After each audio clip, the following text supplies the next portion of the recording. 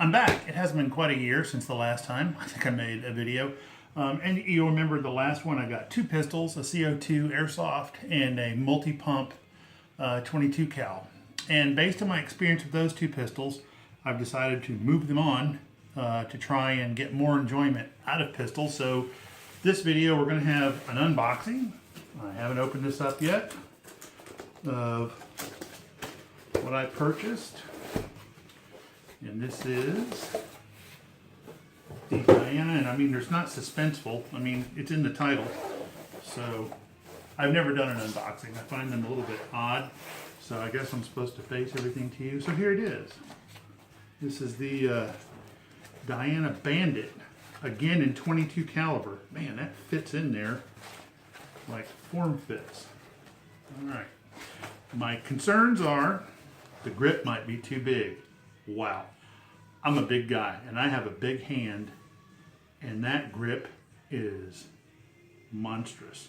I think it'll work for me, but it's big.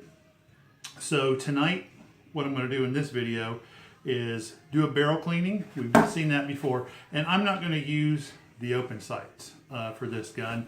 I've purchased a dot sight and an adapter, and that will be another video though. I don't want to make this too uninteresting.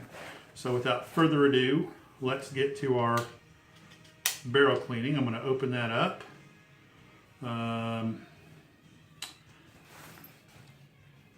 It does have some pressure in it, so we'll be careful with that.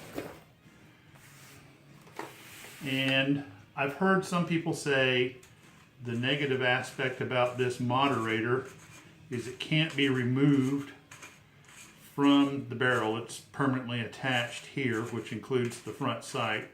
But I am going to unthread it for cleaning. And I don't think there's anything else in there. And I hope that will fit up in my ammo thing right there. And let me see how long this rod needs to be. I think that's fine. And you know my method for cleaning. You've seen this before when I did the Umarex. I take a couple of cloth patches on a rod and dip them in Goo Gone and run them through the barrel. And then I just keep running dry patches through until they come out clean. It's that simple, and I like the Goo Gone, like I've said before, because it's an orange-based product. There's no petroleum product in it. And when I did the Umarex, especially with the dry patches, I found about 3 patches to be the best. So I'm going to, I don't want that to spill, so I'm going to hold it. I'm going to rotate this around since I'm right-handed. Sorry, Gammo, your logo now faces me. No corporate sponsorship there for sure.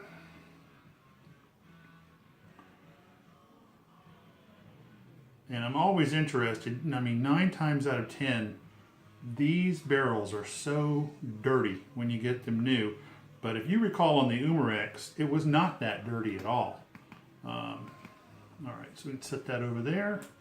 And again, being a pistol, we're going in this way. We'll see it come out right there. Oh my goodness. Look at that filth. Look at that. This one's going to be a while. I can tell. So, yeah, that's what I'm used to seeing. I might even, that's so dirty, I might even do another soaker in here and get that going. You know, let me tell you why I decided to move the other 2 pistols on. The CO2 airsoft pistol was very fun with the semi-auto action. You know, you just pull the trigger and keep firing, and the magazine holds 15 rounds, and because it was a non-blowback gun, you could get so many shots out of a CO2 cartridge. It was a lot of fun, and I really enjoyed shooting it, but I'm not really a CO2, or I should say airsoft kind of guy. Maybe that's too many. So I ended up, not doing it that much. I mean, I'm not going to be a skirmisher. You can look at enough of my physique in this video and other videos and tell I am not the skirmishing type. But I did want to have the experience of using CO2 and trying it out. And the Umarex, while it had more power and it was 22 caliber, quite honestly, the trigger on the strike point was just very stiff. And I'm not the kind of person that really tinkers with guns or anything. This is about the extent of what I do. I clean them and I shoot them. Yeah, that's completely filthy. Look at that. But it is lighter than the other one. So I'm going to run another one through here. But at any rate, so I wanted to have the fun of shooting the kind of more rapid semi-auto action of the CO2, but I wanted more power than what the strike point got me. And so I was thinking PCP, and you know, PCP stuff just is not inexpensive. And you know, the title of my channel is Cheap Shot. Well, guess what the least expensive PCP pistol is that just hit the market a few months ago? That's right, the Diana Strike Point. And I'm going to make this comment too about the Diana Strike Point, and it's getting less and less grungy every time. I'll move this out in front just in case you can see it, so you can see what I'm getting out. Now I'm going to go dry patch only, and I'm going to use 2 or 3 dry patches at a time. My first quality air rifle was a Diana pellet gun, 177. I bought it in Germany in the 70s, and it was a great gun. I just love that gun, and it was such a high quality gun. And I kind of think what has happened to the Diana name now, and this is made in China, it says straight on the box, I just kind of tears my heart up a little bit. But I mean, I have hopes for this gun that I can get it as accurate. I'm not that good of a shot, even with a rifle, and with a pistol I don't expect to be that good of a shot. But I think I'm going to be better off with the dot sights, which I've never used before, so again I'm excited to try that out, than I am going to be with the open sights.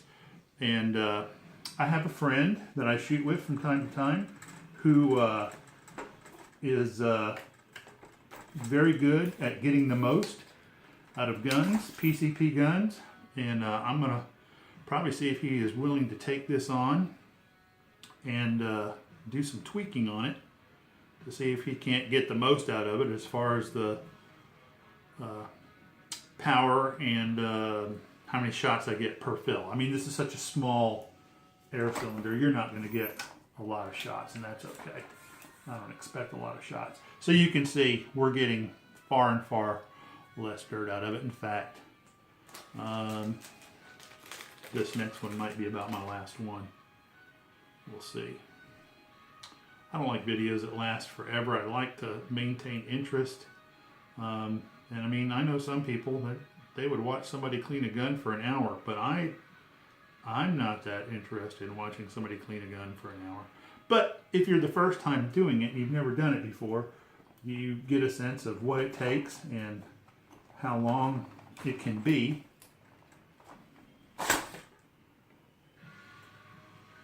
I still got a good chunk of dirt on that one.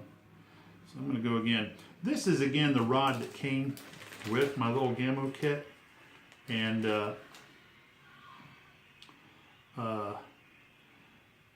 I like it because it threads in sections. I prefer a one piece, especially for a rifle. I just like the added strength when you use a rod that twists together in sections like this one.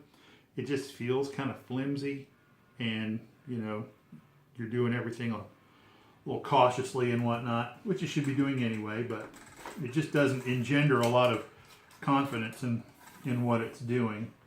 Yeah, we're getting far less dirt out of it now. But one thing I like about a rod that's done in sections like this one, in the multi-pieces, like there's a section, there's a seam here, and then here, and then here, is that I can make it shorter to do a pistol quite well. Using that one piece that I have for my rifles in a barrel this big is just not that easy to do. It's pretty awkward. So, all right. We are definitely getting there.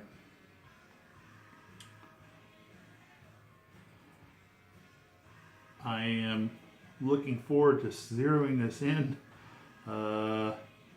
I don't think I'm going to do a video of that. I do not think I'll have a video of zeroing the dot sight in, just because of the location, the potential location of that. It would tend to be a little controversial. I think I have one too many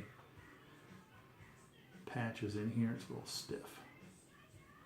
So I think we're going to make this the last one, because I'm sure this video is long enough. But let me tell you my intention on this. I've got them right here. I'm going to use the Barracuda Hunter Extreme H&N. That's going to be my primary round in this gun. And yeah, that's fine. And that's it. That's all I'm going to do tonight, just to get it clean and to get it done. But that's what it looks like with the moderator off. And I might go ahead tonight and work on getting that sight off and seeing if I can at least mount the dot. But at any rate, if anybody's still watching, thanks.